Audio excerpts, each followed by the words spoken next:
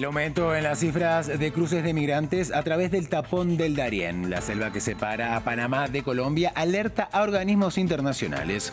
En lo que va de 2023 se registraron 331.000 cruces. Donald Trump se declaró no culpable en su acusación en Georgia por intentar revertir su derrota electoral de 2020 en ese estado y no comparecerá la próxima semana en la lectura de cargos. El expresidente de Brasil, Jair Bolsonaro, permaneció en silencio en su comparecencia ante la Policía Federal en el marco de la investigación sobre obsequios que recibió cuando era mandatario y que conservó al dejar el cargo. Hola, bienvenidos a esta emisión informativa de France 24 en español dedicada a las principales noticias de América. Soy Santiago Aristía y es para mí un gusto acompañarlos. El aumento en las cifras de cruces de migrantes a través del conocido tapón del Darién, la selva que separa a Panamá de Colombia, alerta a organismos internacionales. En tan solo una semana se registraron 11.000 cruces de migrantes.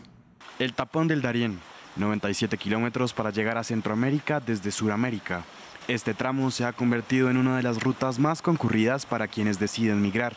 Según datos del Ministerio de Seguridad de Panamá y organismos internacionales como ACNUR y ONU Migraciones, en 2021, 133.000 personas cruzaron el tapón del Darién. En el siguiente año, 2022, la cifra casi se duplicó. 250.000 personas atravesaron la selva fronteriza entre Colombia y Panamá. Sin embargo, la cifra más alarmante es la del año en curso. De enero a julio de 2023, la cifra casi iguala al total de 2022, con 248.901 cruces individuales. El flujo de migrantes en el Darién es algo que alerta a toda la región. El pasado 4 de agosto, el gobierno de Panamá arremetió contra Colombia por no ayudar a controlar el flujo de migrantes. Por su parte, el presidente colombiano, Gustavo Petro, pidió acciones colectivas del continente para enfrentar el fenómeno migratorio en su visita a Costa Rica este 28 de agosto. Hemos hablado de temas más complejos aún. La migración, fenómeno nuevo y creciente, sobre el cual tenemos que construir una política común latinoamericana. Según información de las autoridades panameñas, se estima que si continúa la tendencia en el flujo de migrantes a través del Darién, el 2023 podría cerrar con más de 400.000 cruces individuales. Y el expresidente de Estados Unidos, Donald Trump, se declaró no culpable en Georgia por presuntos intentos de revertir su derrota electoral de 2020 en ese estado. El exmandatario no comparecerá personalmente ante el tribunal. Veamos el informe. Es el cuarto caso en su contra y la primera vez que decide no asistir a la audiencia de lectura formal de cargos. La defensa del expresidente Donald Trump entregó ante el Tribunal del Condado de Fulton un documento titulado Declaración de Inocencia del presidente Trump y renuncia a comparecer en la lectura de cargos. Como lo demuestra mi firma a continuación, renuncio a la lectura formal de cargos y presento mi declaración de no culpable a la acusación de este caso. Trump estaba citado junto con los otros 18 acusados en el caso para la lectura de cargos el próximo 6 de septiembre. El procedimiento se iba a llevar a cabo en una audiencia pública a la que podía asistir la prensa. En el documento de este jueves, la defensa de Trump también solicitó separar su caso de los otros 18 acusados. Ahora el ex jefe de Estado ya no tendrá que presentarse ante el juez en este caso en el que está acusado, entre otros delitos, de integrar una organización criminal que realizó diversas acciones para intentar revertir su derrota en las elecciones presidenciales de 2020 en el estado de Georgia. La semana pasada Trump se entregó en la cárcel de Fulton, pagó la fianza de $200.000, se le tomó su foto policial y salió en libertad. Trump ha reiterado en cada ocasión posible que es víctima de una cacería de parte de los demócratas. El exmandatario es el primero en la historia de Estados Unidos en haber sido imputado con cargos criminales y tiene otros 3 casos pendientes en otros estados del país.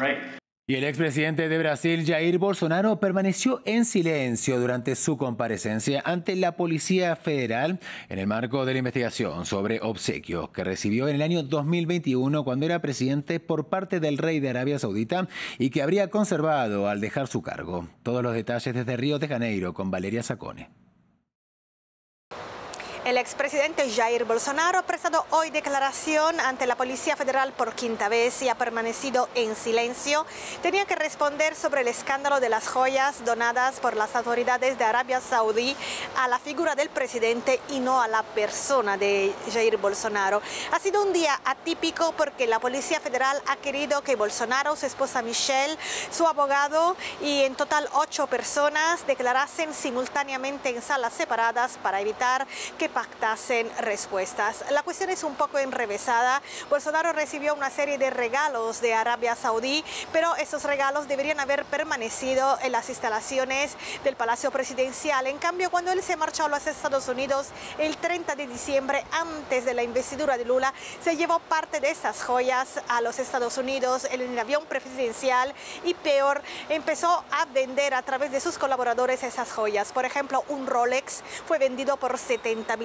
Después, el Tribunal de la Unión de Brasil dictaminó que esas joyas deberían ser devueltas al Estado y entonces este reloj fue recomprado por el abogado de Bolsonaro y de allí que hay muchas investigaciones.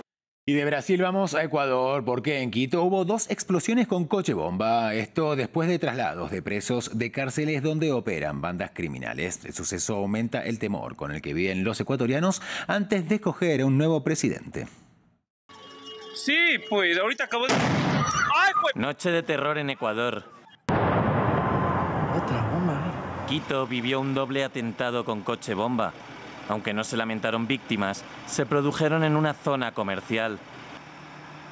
Los vehículos iban cargados con cilindros de gas, combustible, mecha lenta y cartuchos de dinamita, y habrían estallado frente a la antigua sede de la institución que se encarga del control y custodia de las cárceles. Producto de que hoy se realizaron varios traslados de privados de libertad a otros centros de rehabilitación. La violencia concentrada en el Pacífico cada vez se siente más en la capital ecuatoriana. En plena campaña electoral, fue asesinado el candidato Fernando Villavicencio por sicarios tras salir de un mitin. Un hecho que conmocionó a la comunidad internacional, pero que se suma a una violencia que podría llevar en este 2023 a Ecuador a convertirse en el país más peligroso del mundo. Una violencia especialmente fuerte en las prisiones, con más de 400 presos asesinados desde 2020, y que demuestran que después de cada operación en las prisiones del Estado hay una respuesta de las bandas criminales, como sucedió esta madrugada en Quito, en plena campaña, por una segunda vuelta que definirá una presidencia hasta 2025, con la opción de volver al correísmo con Luisa González o la sorpresa del multimillonario Daniel Noboa. Y el presidente de Colombia, Gustavo Petro, anunció un cambio en su plan de la lucha contra las drogas, con el que espera atacar el mercado del mayor productor de cocaína de todo el mundo a través de la sustitución del cultivo de la hoja de coca. Una nueva estrategia antinarcótica en Colombia. El gobierno busca sustituir 100.000 hectáreas de cultivos ilícitos de coca durante los próximos 4 años. Pero ya no mediante la destrucción de cultivos, sino con la sustitución voluntaria. La hoja de coca es la materia prima de la cocaína, pero también es utilizada por grupos ancestrales con otros fines. Esa meta todo el mundo dice que es una locura. Fíjese, si uno la concibe con el criterio policivo de que tiene que ser obligando a la gente, es un imposible. Si uno la concibe con un criterio económico, que es darle oportunidades económicas a esas familias para que produzcan otra cosa, es lograble. La estrategia del izquierdista, Gustavo Petro, se centra en decomisar los cargamentos de cocaína, destruir los laboratorios de producción y perseguir a los grandes capos de la droga, dejando atrás la erradicación manual o la polémica fumigación con glifosato. Mientras que hace unos meses el gobierno estadounidense de Joe Biden decidió suspender el monitoreo satelital de cultivos ilícitos en el país. Colombia es el mayor productor de cocaína en el mundo. Cerró el 2021 con una capacidad potencial de producción de 1.400 toneladas métricas y fracasó en sus estrategias anuales de erradicación. Sin embargo, la demanda del mercado se ha visto afectada debido al exceso de la oferta en otros países como Perú, la destrucción de rutas de tráfico y el auge de otras drogas como el fentanilo. De un tiempo para acá la economía de la coca cayó. En estos momentos cultivar la coca pues casi no es que esté dando mucho que hacer con ello. Muchos campesinos se quejan de que otros cultivos son menos rentables, mientras que el gobierno ha prometido implementar planes de sustitución de siembra y de reforestación de la selva. Llegamos al final de esta emisión informativa. Recuerden que pueden ampliar todas estas noticias y conocer muchas más en france24.com. Sigan junto a nosotros. Gracias por acompañarnos.